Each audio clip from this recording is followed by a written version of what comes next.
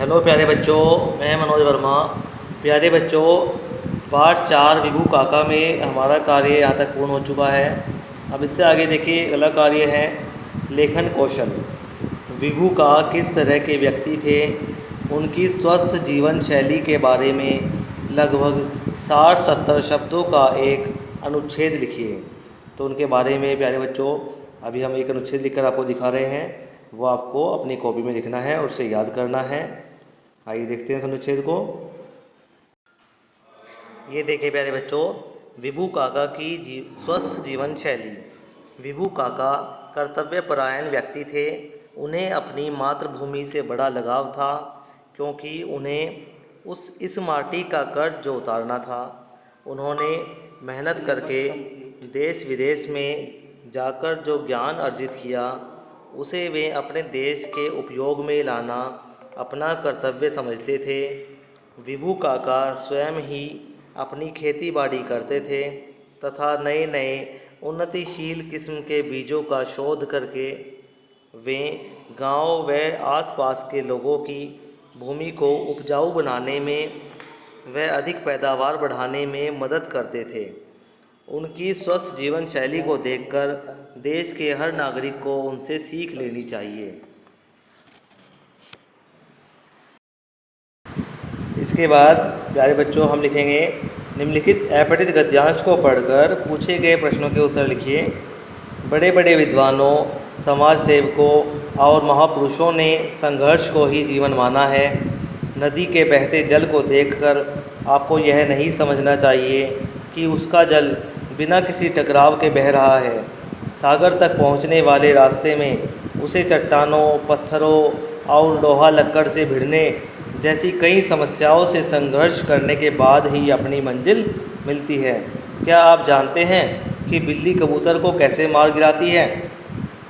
वास्तव में आक्रमण होने से पहले ही कबूतर अपनी हार स्वीकार कर लेता है और अपनी आंखें बंद कर लेता है।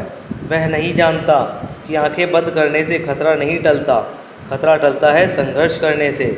यदि आंखें बंद न करके संघर्ष करता तो वह उड़ भी सकता था। जीवन जीने का नाम नहीं, जीवन संघर्ष का नाम है। जो डर गया वह मर गया।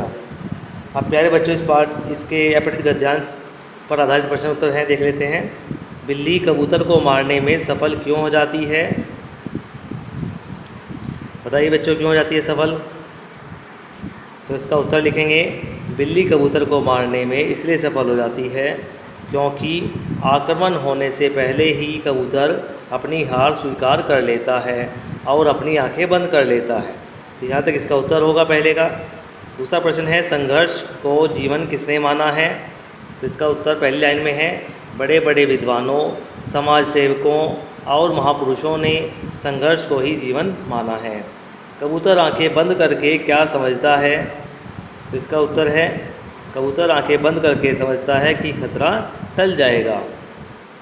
नदी को अपनी मंजिल कैसे मिलती है? नदी को अपनी मंजिल चट्टानों, पत्थरों और लोहा लकड़ों से भिड़ने जैसी कई समस्याओं से संघर्ष करने के बाद ही मिलती है। इसके बाद है, प्रस्तुत गद्यांश का उपयुक्त शीर्षक लिखिए।